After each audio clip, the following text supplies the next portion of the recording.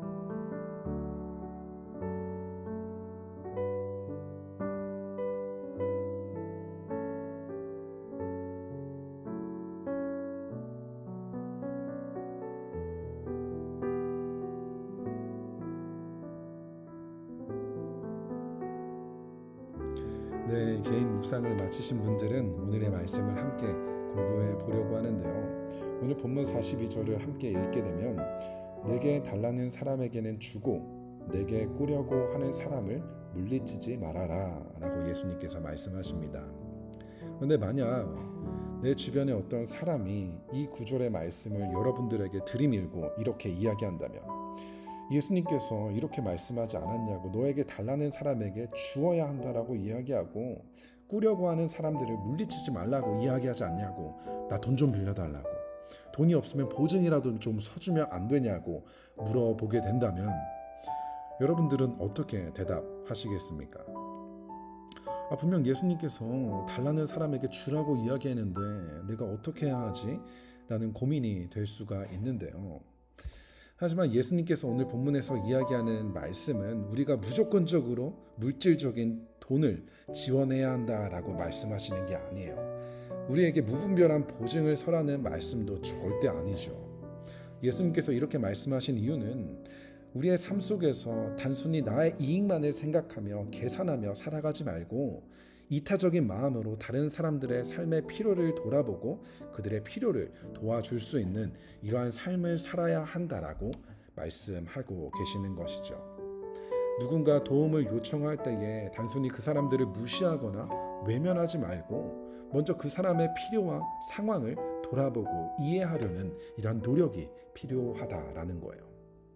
이 사람이 갚을 수 있을까 계산적인 계산기만 두드리는 것이 아니라 먼저 하나님의 국률한 마음으로 그들을 바라볼 수 있어야 한다라는 거예요. 오늘의 말씀 역시도 우리에게 있어서 순종하기 굉장히 어려운 말씀이죠. 나의 돈을 다른 사람들의 필요를 위해 사용하는 것, 나의 재정을 다른 사람들을 돕는 데 사용하는 일은 결코 쉬운 일은 아닐 텐데요. 하지만 예수님의 가르침은 늘 그분이 그 말씀에 기꺼이 먼저 순종하심으로 우리에게 본을 보여주시게 되시죠. 예수님께서 우리를 대신해서 지불하신 그 값은 무엇일까요? 우리가 복음을 이야기할 때 값없이 주어진 은혜라고 이야기를 하죠. 우리가 그 구원을 얻기 위해 우리가 지불하거나 우리가 해야 하는 것이 아무것도 없다라고 이야기를 해요. 그래서 영어로는 free gift, 우리가 지불하지 않고 공짜로 얻게 된 선물이라고 이야기를 하는데요. 하지만 우리가 곰곰이 생각해 보아야 하는 것은 내 입장에서는 그 구원이 선물이고 free gift지만 누군가는 우리에게 그 선물을 주기 위해 그 값을 지불했다라는 것이죠. 성경은 죄의 값을 죽음이라고 이야기를 합니다. 죄를 지은 우리가 지불해야 하는 값이 죽음인 것이죠. 그런데 예수님께서 그 값을 어떻게 지불하셨죠? 십자가 위에서 자신의 생명을 내어주심으로 그 생명값으로 우리에게 구원의 선물을 허락해 주셨다라는 거예요. 예수님께서 그 값을 지불하신 이유는 우리가 사랑스러워서도 아니었고 그 값을 갚을 수 있는 능력이 있어서도 아니었어요. 우리가 여전히 죄인이었을 때에, 우리가 여전히 자격이 없을 때에 그 값을 지불해 주셨다라는 것이죠. 이번 한 주의 말씀을 보게 되면 다른 말씀들도 마찬가지지만 참 순종하기 어려운 말씀들인 것 같아요. 누군가 너의 오른뺨을 치거든 왼쪽 뺨마저 돌려대라는 말씀, 누군가 너에게 고소하여서 속옷을 가지려거든 겉옷까지도 내어주라는 말씀, 너더러 억지로 오리를 가자고 하거든 심리를 같이 가주라는 말씀, 너에게 달라는 사람에게 주라는 말씀, 참 쉽지 않은 말씀이죠. 하지만 이 말씀 속에서 우리는 예수님께서 걸어가신 그 십자가의 길을 발견할 수가 있는 것이죠. 우리가 맞아야 하는 그 매맞음과 채찍질을 예수님께서 대신 맞아주시고 우리가 당해야 한 그 벌거벗음과 수치를 예수님께서 대신 당해주셨다라는 거예요. 우리가 걸어갔어야 하는 그 죽음의 길, 그 골고다 언덕을 예수님께서 걸어가 주시며 그 십자가 위에서 우리가 지불해야 하는 그 죄의 값을 그분의 생명을 내어주심으로 대신 지불해 주셨다라는 거예요.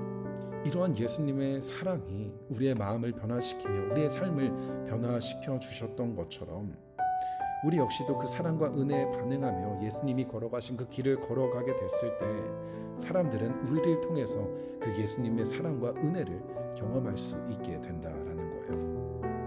오늘 말씀을 통해서, 특별히 이번 한 주의 말씀을 통해서 예수님께서 단순히 우리에게 무리한 요구를 하시는 말씀이라고 생각하기보다는 이 말씀 속에서 예수님께서 우리에게 보여주신 그 사랑이 어떠한 사랑인지, 우리를 위해서 하신 일들이 어떠한 일들인지를 기억함으로 그분의 사랑 안에서 그분의 사랑에 반응하며 살아갈 수 있는 우리 모두가 될 수 있었으면 좋겠습니다. 자, 기도로 비탐성 마치도록 하겠습니다.